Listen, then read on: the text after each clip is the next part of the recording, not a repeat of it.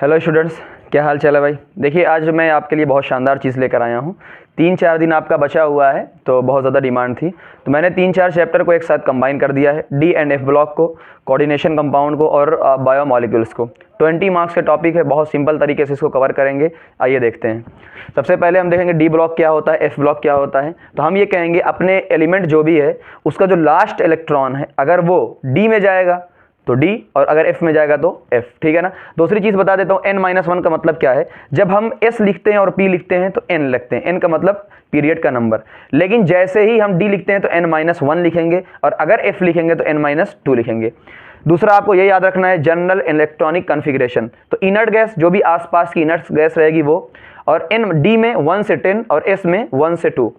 यहाँ पर भी अपना इनर्ट गैस रहेगी n-2f 1 से 14, क्योंकि f में कितने आते हैं, 14 आते हैं।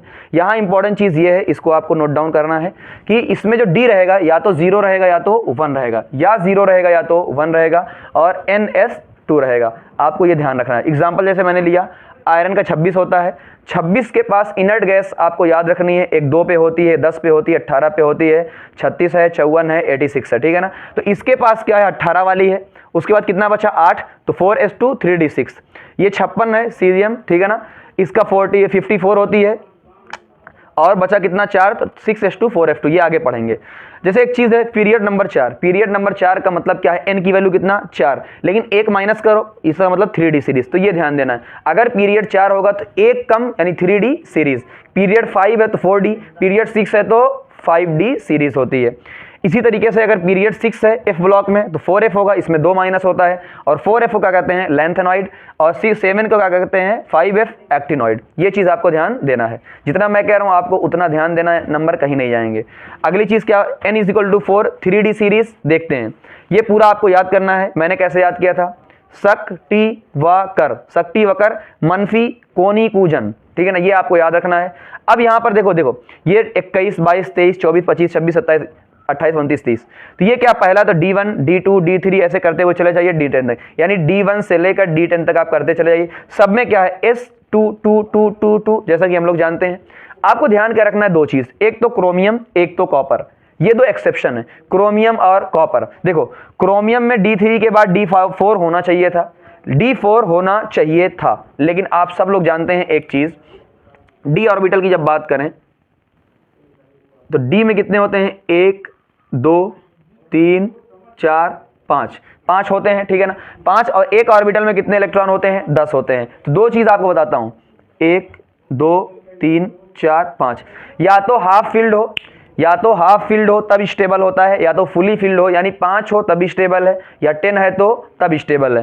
तो इसमें 4 होना चाहिए था, लेकिन अगर एक और मिल जाए तो स्टेबल हो जाए, इसलिए एस से एक उधार ले लेता है। तो क्रोमियम और कॉपर दो याद रखना है। इसमें D9 होना चाहिए था, लेकिन एक उधार ले लेता है तो D10 हो गया। तो अगर 10 होगा तो यहाँ पर एक कम होगा, यहाँ से इलेक्ट्रॉन लेगा, इसलिए मैंने इसको मार्क किया है। दूसरी चीज क्या होती है, आपको निकालना है मैक्सिमम ऑक्सीडेशन स्टेट। तो D में कितने इलेक्ट्रॉन है और S में कितने इलेक्ट्रॉन है, उतना जा सकता है। जैसे एग्जांपल यहाँ पर D में 1 है, S में 2, यानी 3 तक जा सकता है सिर्फ। अच्छा दूसरी चीज क्या होती है, जो Sc होता है सिर्फ 3 में जाता है। इसी तरीके से Zn सिर्फ +2 में जाएगा, क्यों, D10 है, स्टेबल होता है। तो ये आपको ध्यान रखना है, ये भी फिक्स होता है, ये भी फिक्स होता है। यानी अगर आपसे पूछा जाए कौन लोग ऐसे हैं जो फिक्स होते हैं, यानी वेरिएबल नहीं शो करते हैं, वेरिएबल ऑक्सीडेशन स्टेट नहीं शो करते हैं, तो एक तो पहला वाला Sc और दूसरा Zn आखिरी वाला, ये ध्यान रखना है। बाकी मैंने सबका लिख दिया है। मैक्सिमम किसके पास होता है, Mn+7 तक जाता है। दूसरी चीज ये आपको ध्यान रखना है, क्वेश्चन कई बार बन चुका है, maximum oxidation state in D block. D block के अंदर ऑस्मियम और Ru और अच्छा किसके नीचे होता है, ये FeRuOS। तो Fe का कितना 6 तक जाता है, लेकिन इनका Ru और OS का याद रखना है 8 तक जाता है। लेकिन अगर 3D सीरीज में पूछे कौन मैक्सिमम होता है तो आपका +7 तक। दोनों में कंफ्यूज नहीं ना, 3D का मतलब ये वाले में, और पूरे D ब्लॉक में ये वाले जाते हैं +8 वाले। दूसरा ऐसा क्यों होता है, रीजन पूछा जा सकता है। हम कहेंगे n-1 D और S, D और S के बीच में बहुत लेस गैप होता है तो इलेक्ट्रॉन आसानी से जा सकता है। अब ये टॉपिक आपका है ट्रांजिशन एलिमेंट। 100% श्योर कहता हूं, जहां तक मेरी उम्मीद है क्वेश्चन फिक्स मिलेगा आपको, एकदम क्वेश्चन फिक्स होता है, बहुत ध्यान से समझिएगा। 16, 17 तकरीबन 18 बार क्वेश्चन आ चुका है इस टॉपिक से, बहुत ध्यान से समझिएगा।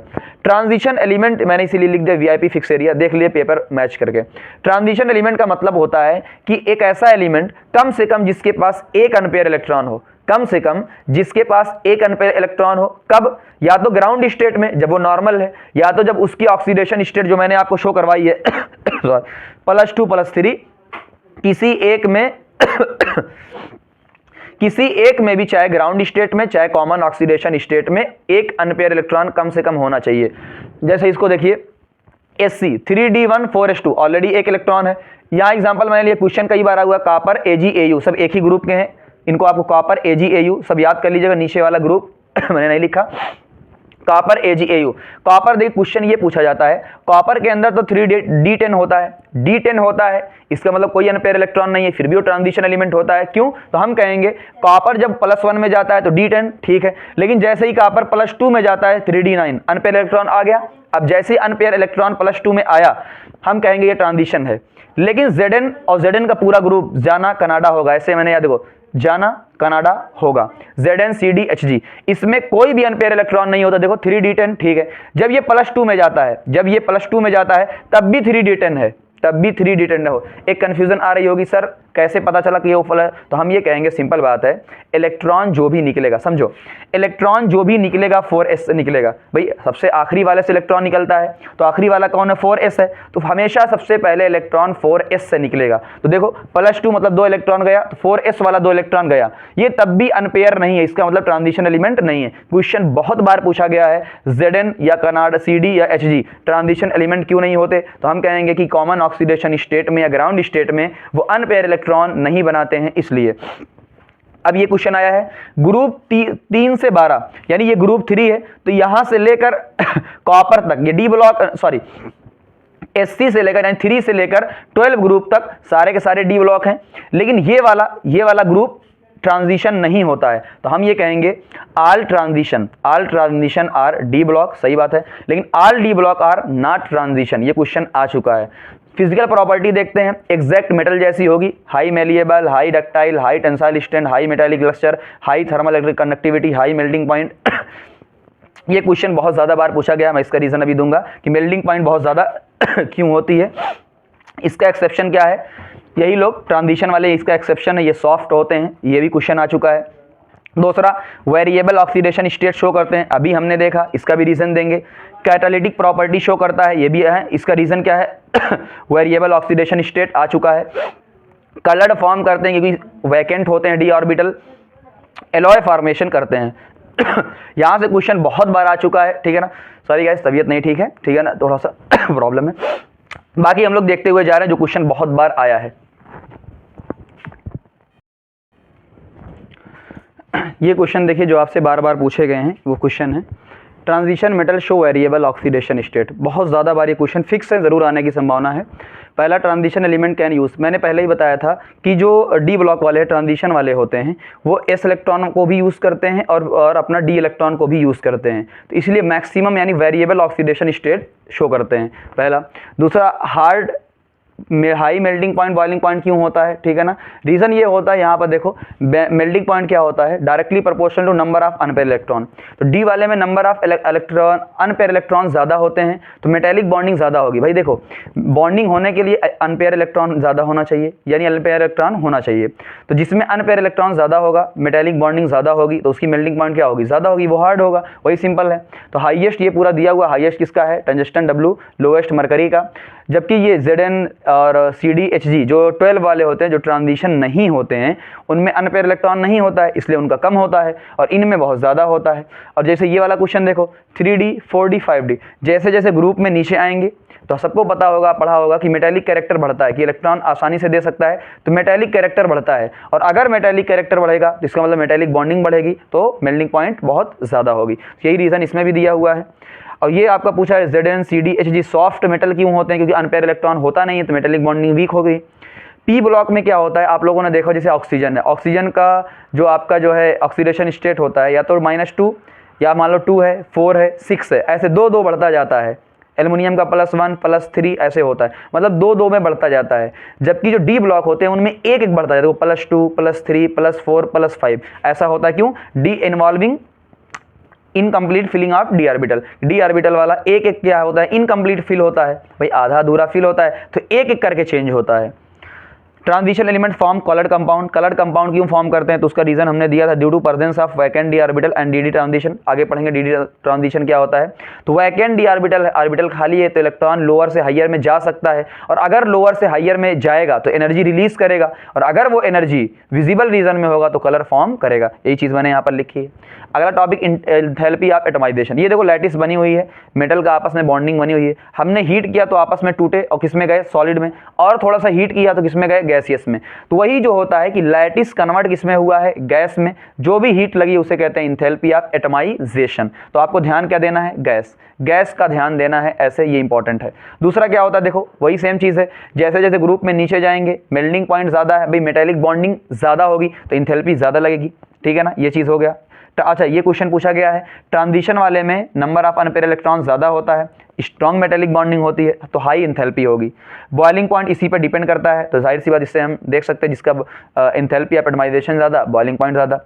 डेंसिटी क्या होती है, मास बाई वॉल्यूम, ठीक है ना। तो जब आप लेफ्ट से राइट जाएंगे, भाई लेफ्ट से राइट जाएंगे, एटॉमिक मास क्या होगा, बढ़ेगा, मास बढ़ेगा, हाँ वॉल्यूम भी बढ़ेगा, लेकिन मास ज्यादा बढ़ेगा, with respect to volume mass ज्यादा बढ़ेगा, तो इसका मतलब डेंसिटी उधर बढ़ेगी। लेकिन यहां पर जाने के बाद Zn में घट जाती है। Zn में क्या होती है, ये ध्यान रखना है, Zn में घट जाती है, क्योंकि Zn क्या होता है, अनपेयर इलेक्ट्रॉन उसमें होते नहीं, ये भी रीजन दे सकते हैं। या Zn में क्या होता है, अपना डायरेक्ट याद रखना है, Zn में क्या होती है, कम होती है।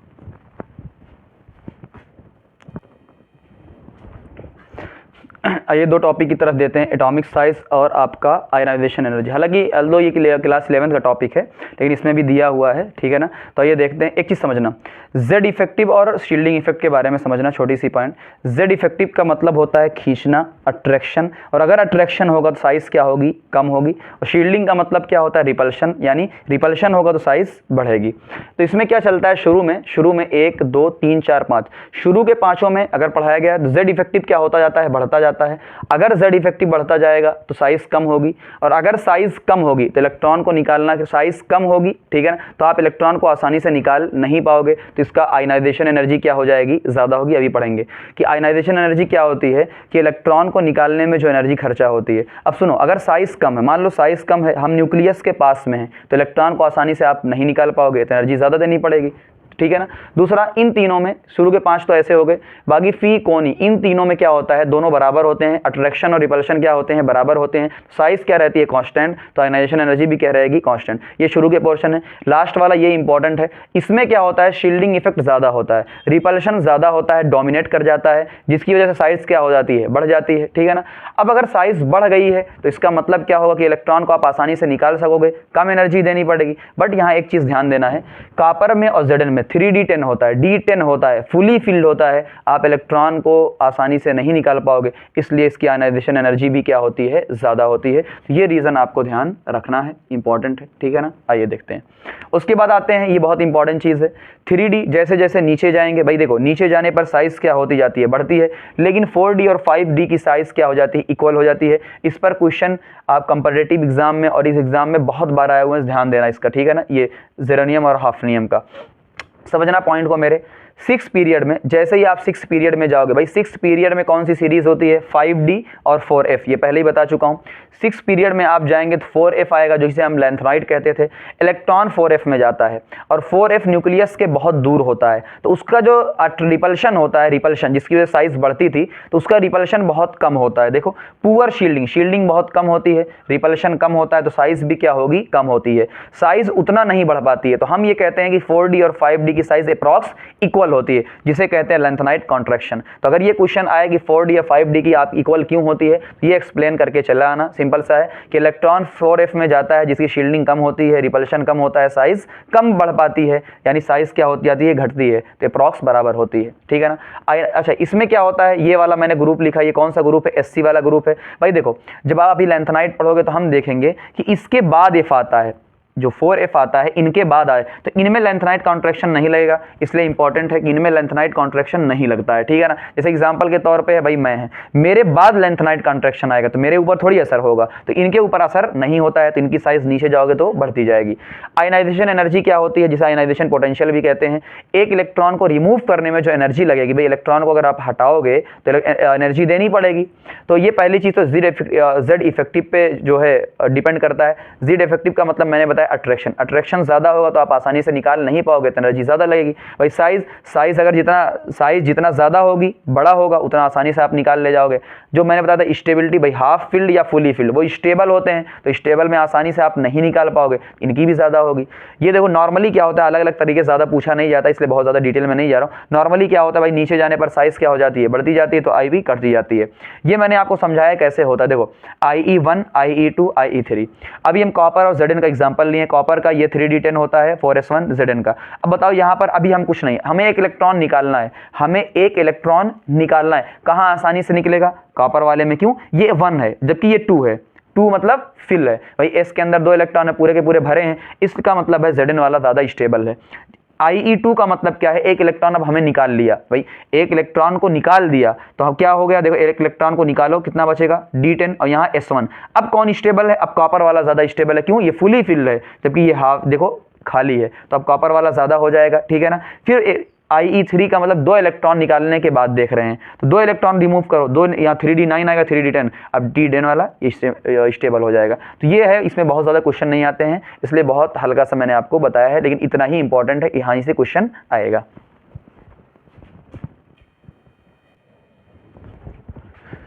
यहाँ से देखिए क्वेश्चन फिक्स है, इस स्लाइड से मैं गारंटी देता हूँ आपका क्वेश्चन ज़रूर आएगा, बहुत ध्यान से देखिएगा।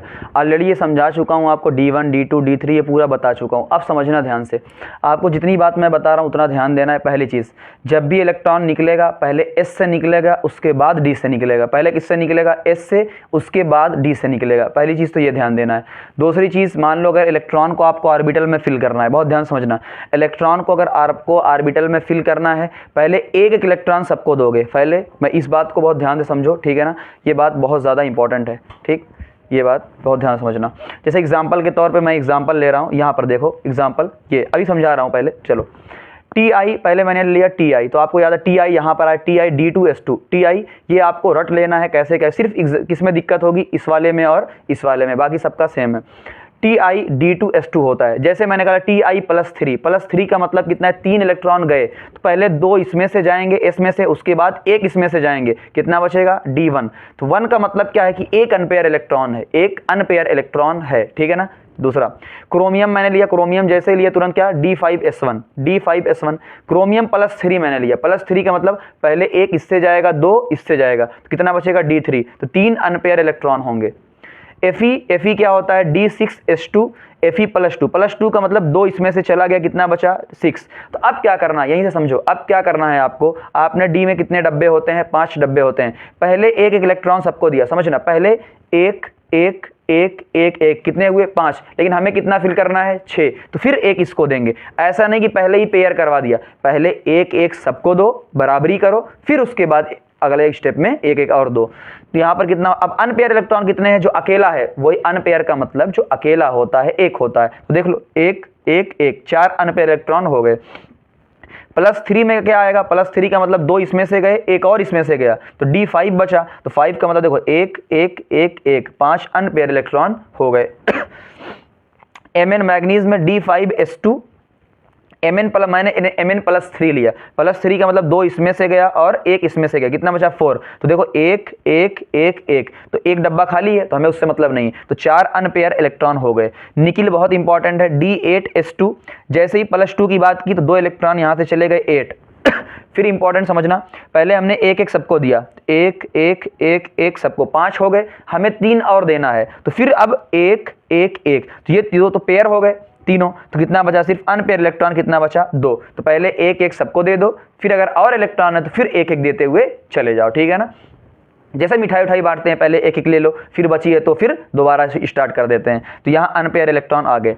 कोबाल्ट का देख लो, ऐसे ही कोबाल्ट का है 3 अनपेयर। यहाँ पर कॉपर का समझना, कॉपर में क्या D10S1, कॉपर और क्रोमियम को आपको ध्यान देना है। +1 का मतलब एक यहाँ से गया तो D10 और 0 अनपेयर इलेक्ट्रॉन। और कलर वाइट आता है, अभी समझाऊंगा क्यों आता है, क्वेश्चन आ चुका है।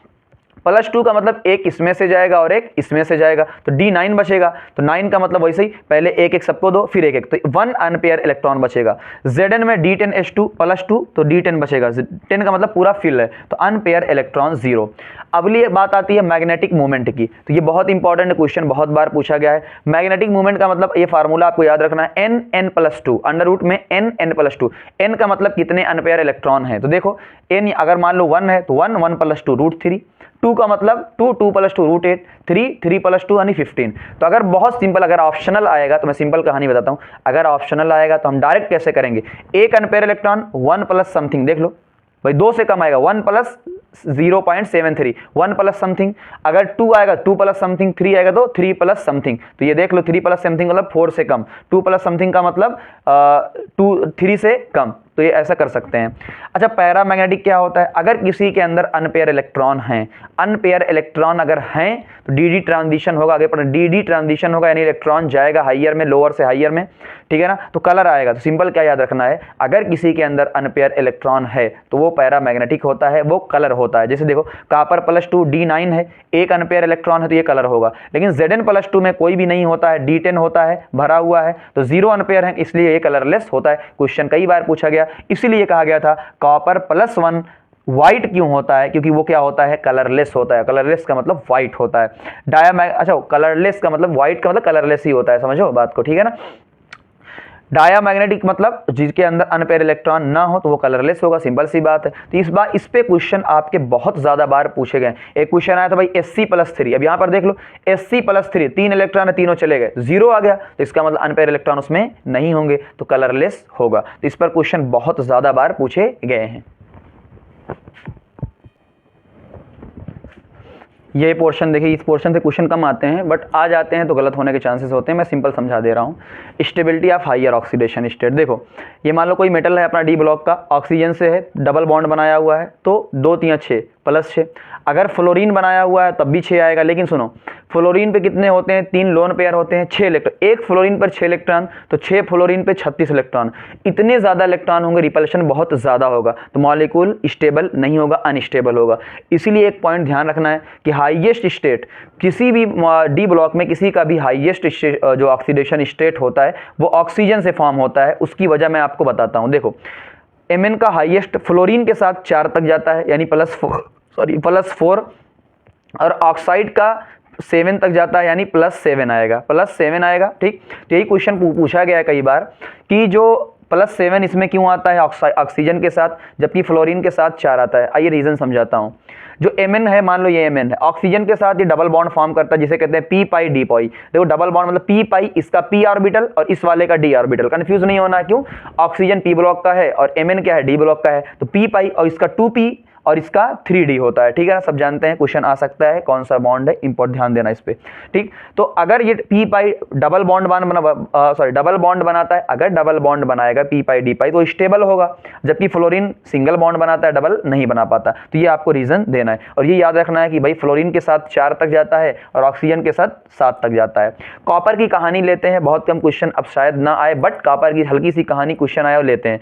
कॉपर की कहानी ये है कि कॉपर जो प्लस होता है, +1 कम स्टेबल होता है, तो +1 वाला टूट जाता है +2 में और 0 में, मतलब खुद का ऑक्सीडेशन भी हो रहा है, खुद का रिडक्शन होता है। इसे कहते हैं डिस्प्रपोर्शनेशन रिएक्शन। ऐसा क्यों होता है कि जो हाइड्रेशन इंथैल्पी होती है, हाइड्रेशन इंथैल्पी पानी में डालने के बाद इक्वस स्टेट मैंने यहाँ पर लिखा है, जो हाइड्रेशन इंथैल्पी होती है +2 वाले की ज़्यादा होती है, यानी +2 ज़्यादा स्टेबल है, तो +1 वाला +2 में जाना चाहेगा। तो आपको याद क्या रखना है, पहली चीज़ तो ये याद रखना है कि +2 वाला ज़्यादा स्टेबल क्यों होता है, हाइड्रेशन इंथैल्पी ज़्यादा है, पहला पॉइंट ये याद रखना है। दूसरा पॉइंट ये याद रखना है कौन सी रिएक्शन है, डिस्प्रपोर्शनेशन रिएक्शन, खुद का ऑक्सीडेशन हो रहा है, खुद का ही रिडक्शन हो रहा है। ओवरऑल स्टेबिलिटी कॉपर की ज़्यादा होती है, 0 वाले की, फिर +2 वाले की, फिर +1 वाले की होती है। ये क्वेश्चन मैंने लिख दिया है ऐसे ही।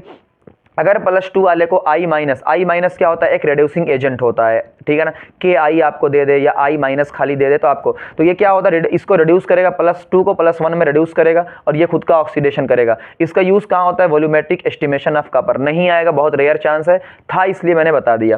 कैटालिटिक प्रॉपर्टी आइए देखते हैं, ऑलरेडी पढ़ चुके हैं। कैटालिटिक प्रॉपर्टी मतलब क्या होता है, डी ब्लॉक वाले कैटालिस्ट होते हैं, अक्सर हमने सुना है कैटालिस्ट में वर्क करते हैं।